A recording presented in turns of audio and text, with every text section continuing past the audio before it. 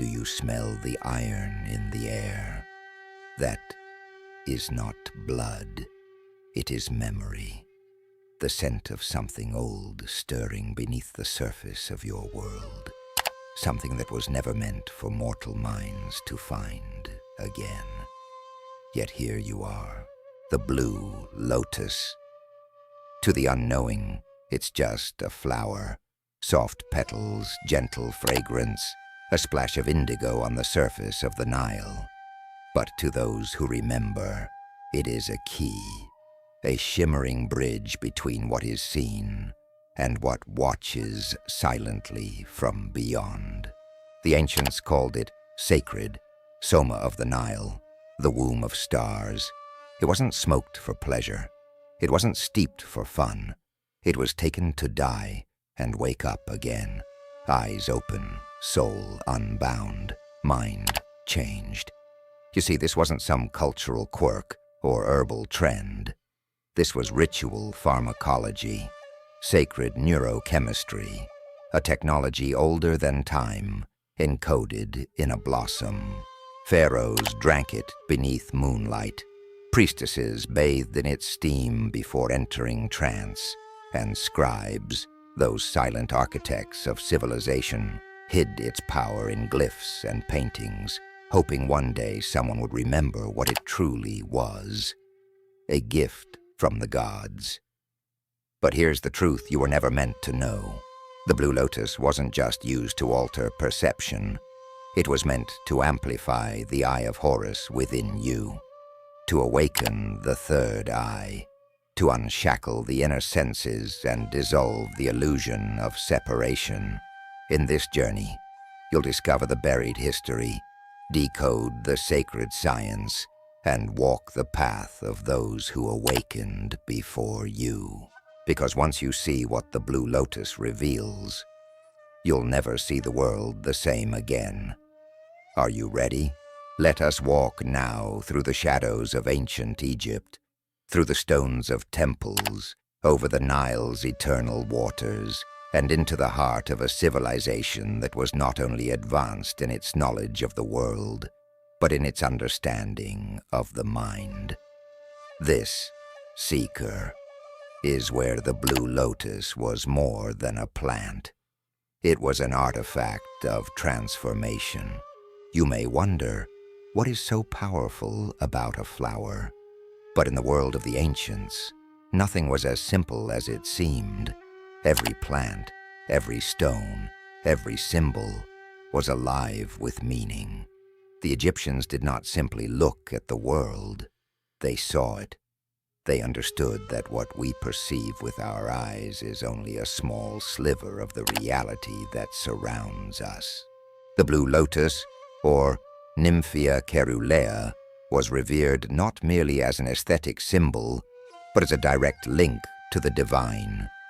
For millennia, it had been used in ritual practices, not as a luxury, but as an essential tool for those seeking to expand their consciousness.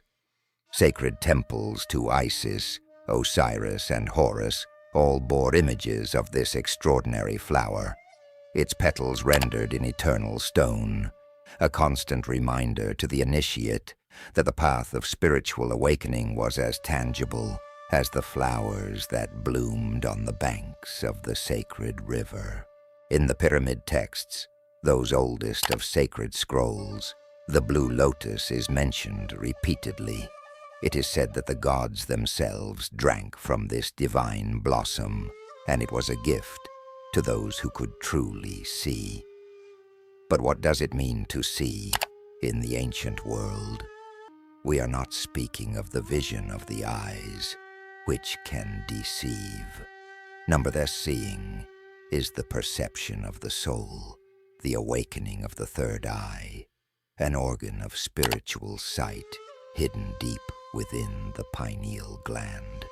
The priests who handled the Blue Lotus were masters of this technique.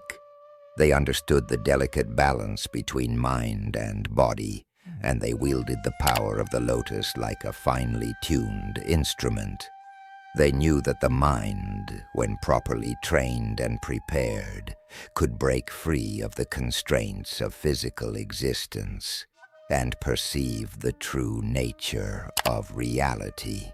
The Blue Lotus was the tool they used to elevate their perception, to glimpse the realm where the gods walked. One of the most prominent figures to have been intertwined with this sacred flower was the legendary high priest Imhotep, the architect of the Step Pyramid and one of the earliest recorded sages in history. Imhotep, who was both a healer and a seer, is believed to have used the Blue Lotus in his spiritual practices. Through its use, he is said to have unlocked insights that led him to cure diseases, influence the gods, and shape the very fabric of Egyptian culture.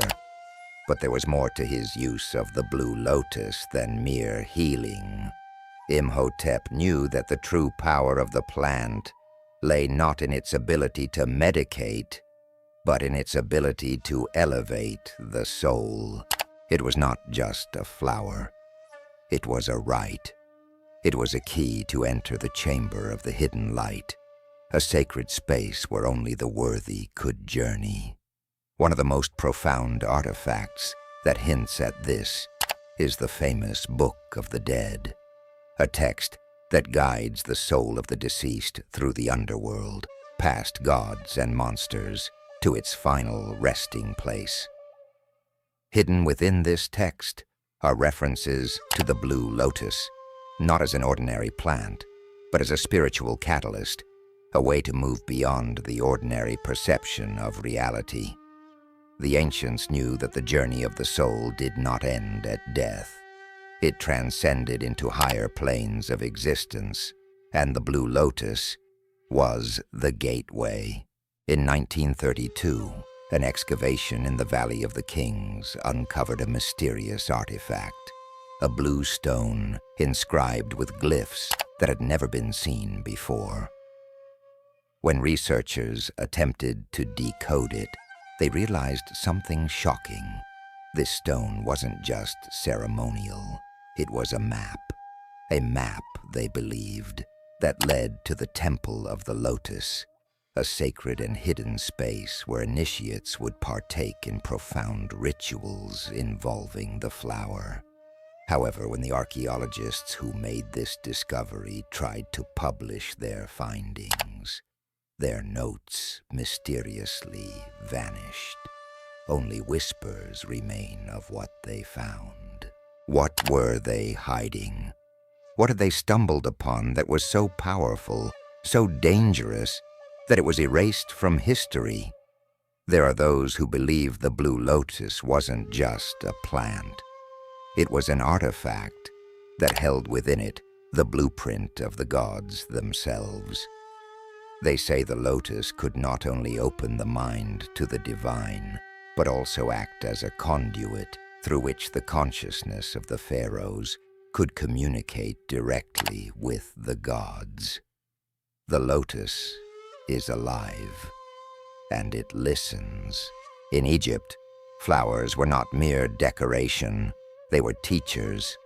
The Blue Lotus was a teacher of the deepest kind, one that guided initiates to uncover the mysteries of the cosmos, the soul, and the true nature of time and space.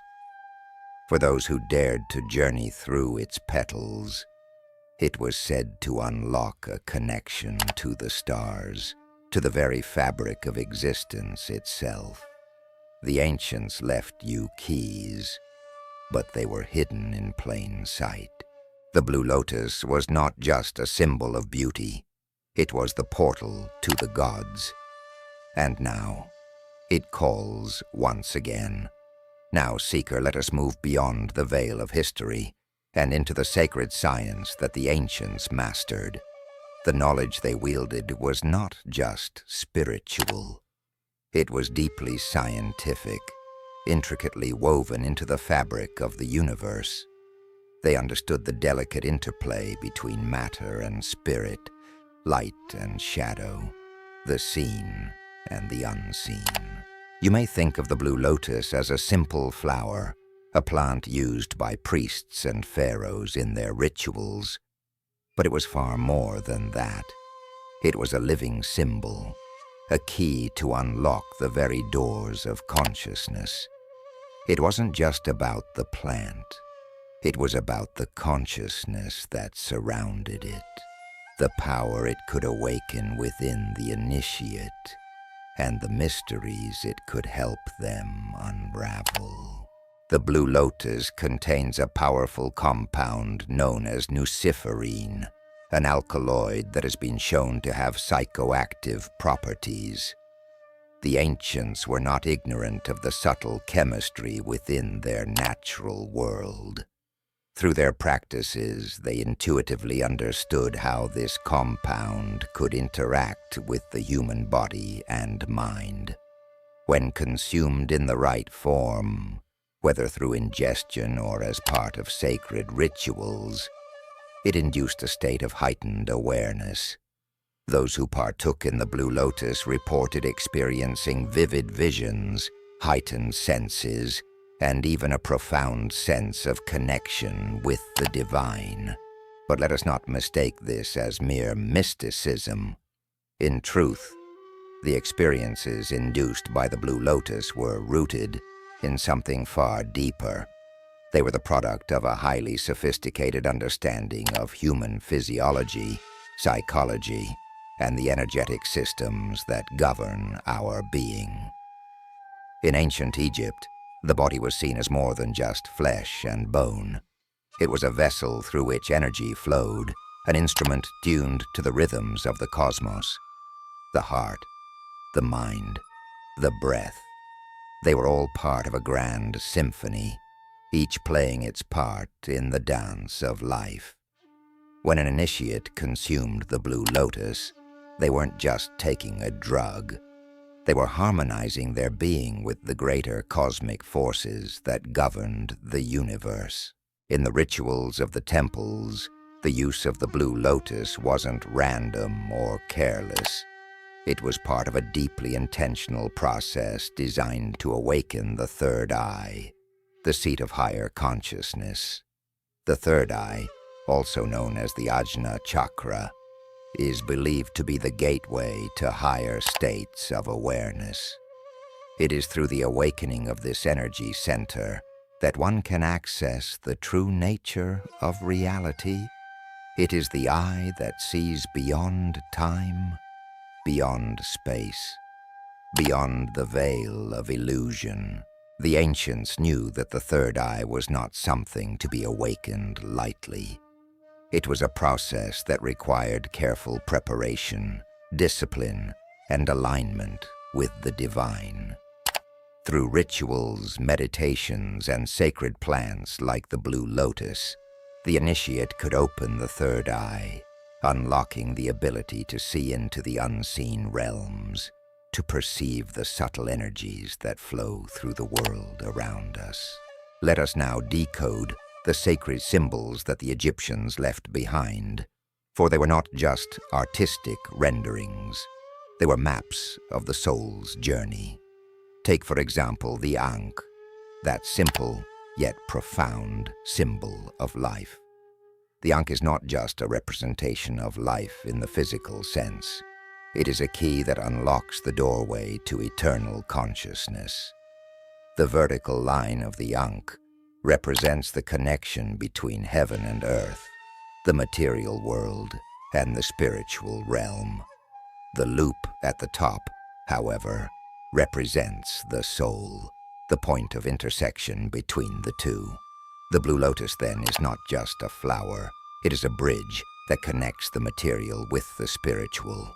It is a tool for unlocking the mysteries of life and death, of past and future. The blue lotus also connects to the symbolism of the Eye of Horus, another potent image of awakening. The Eye of Horus is not merely a symbol of protection.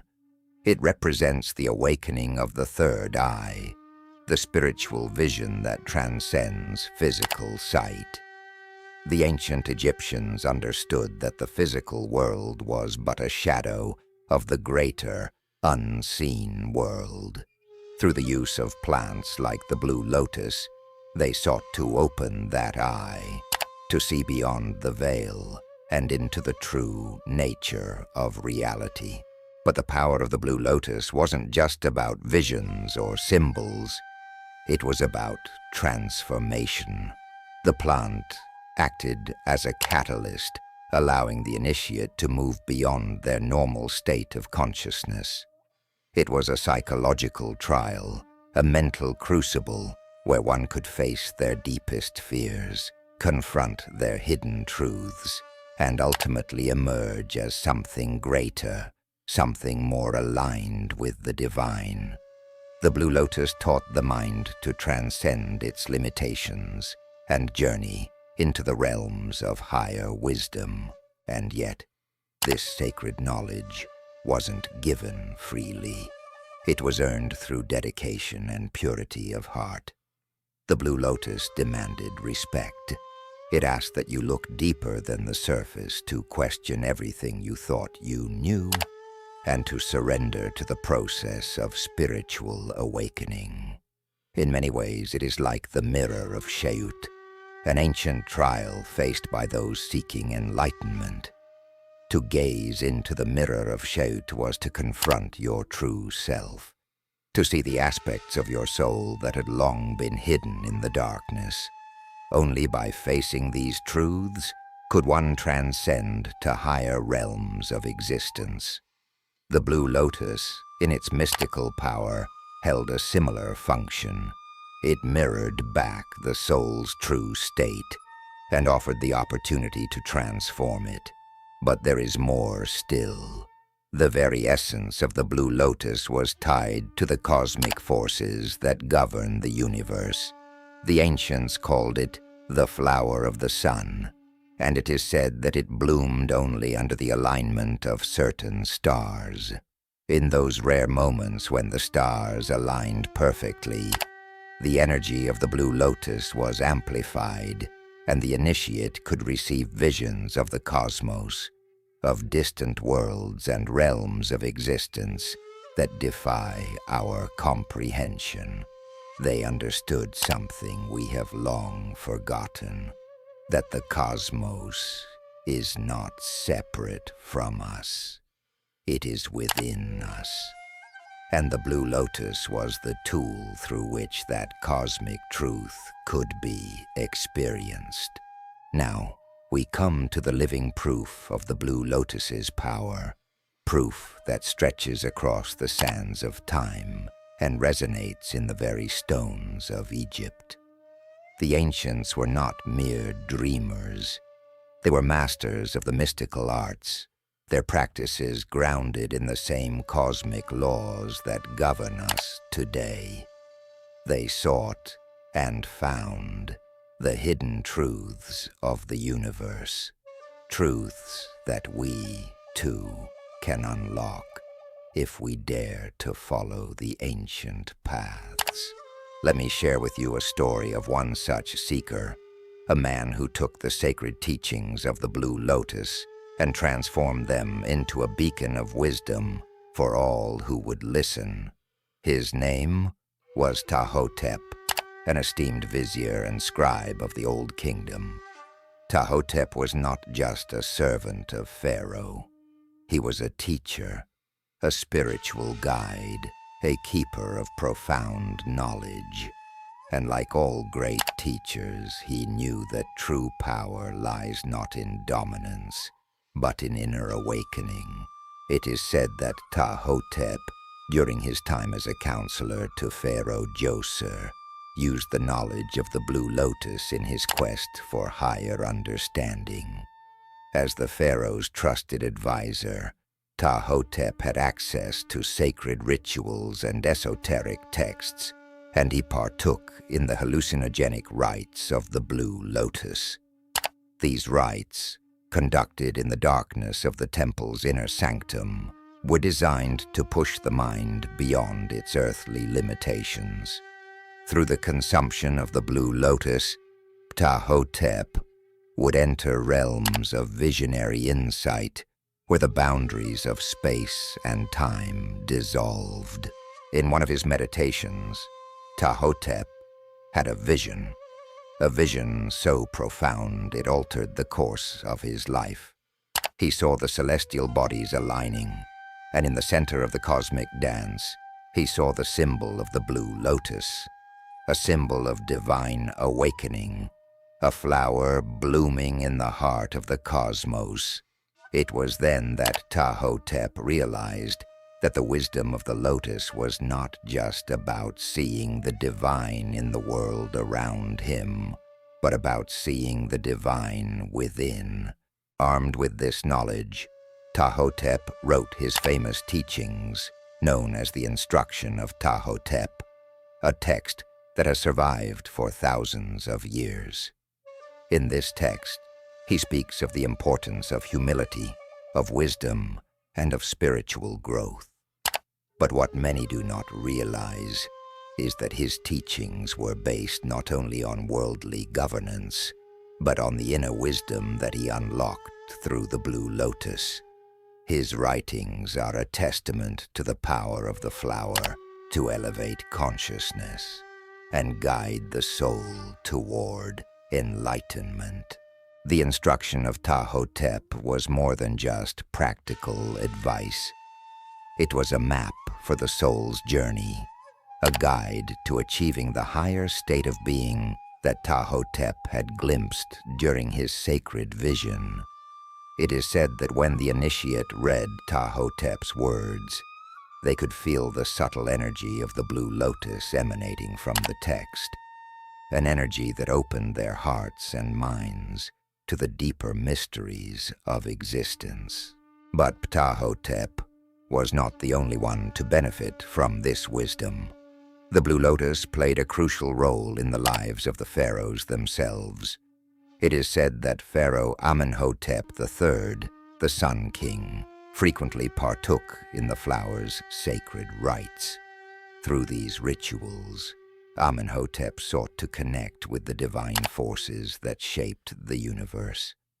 The Blue Lotus allowed him to commune with gods and spirits, receiving visions that guided his rule. In fact, the Blue Lotus was so revered that it became a symbol of divine kingship, often depicted in the tombs of pharaohs. One of the most famous depictions is found in the tomb of Nefertari, the beloved queen of Ramses II. On the walls of her tomb, there are scenes of Nefertari offering lotus flowers to the gods, a clear indication of the flower's sacred status in Egyptian religious life. But the power of the Blue Lotus wasn't just reserved for royalty. It was a gift to all those who were ready to receive its wisdom. In the ancient Egyptian mysteries, there were those known as Hermetic initiates, men and women who had undergone a series of sacred rites and were entrusted with the secrets of the cosmos. These initiates, through their own use of the Blue Lotus, were said to have unlocked the ability to perform miracles. They could heal the sick, see into the future, and access the hidden dimensions of reality. The records of these initiates are shrouded in mystery. Much of their knowledge was passed down orally, from teacher to student, in a tradition that has largely been lost to time.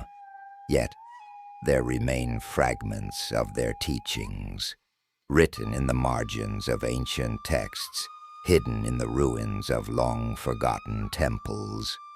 In these scattered clues, we find references to the Blue Lotus, to its role in the spiritual evolution of the soul, and to the extraordinary powers it granted to those who dared to walk the path of enlightenment. One such discovery was made in 1939, when archaeologists uncovered a hidden chamber beneath the Temple of Karnak. Inside, they found a set of ancient scrolls, written in a language no one had seen before. But among the strange symbols, there was one familiar motif: the Blue Lotus. The scrolls, when finally decoded, revealed instructions for a long-forgotten ritual. A ritual that involved the use of the Blue Lotus in conjunction with the alignment of the stars. According to the texts, this ritual allowed the initiate to enter a trance-like state where they could communicate directly with the gods. However, just as quickly as this discovery was made, the notes of the archaeologists mysteriously disappeared, and the findings were buried once again in secrecy. What exactly was contained in those scrolls? And why were they hidden away? The answers remain elusive, but the fact that such knowledge exists, hidden in plain sight, should tell us all we need to know about the profound power that the Blue Lotus once held. Now that you've heard the ancient tales of those who once wielded the wisdom of the Blue Lotus, you must ask yourself, are you ready to awaken that same potential within you? The mysteries of the cosmos, the sacred science, and the keys to higher consciousness are not lost. They have simply been forgotten. They are waiting for you to rediscover them, to honor them, and to integrate them into your life. You are standing on the precipice of an ancient truth. But remember, Seeker, with great wisdom comes great responsibility. The Blue Lotus does not merely open your third eye. It opens your soul to the vast unknown, to realms that are beyond our comprehension. Will you open the door, or will you allow the secrets to remain hidden, locked away forever? If the secrets of the ancient world have sparked something deep within you, don't let this knowledge slip away. Subscribe now and join us on a journey through the forgotten realms of wisdom, where every truth uncovered unlocks a deeper part of your soul. Embrace the mysteries. The journey has only just begun.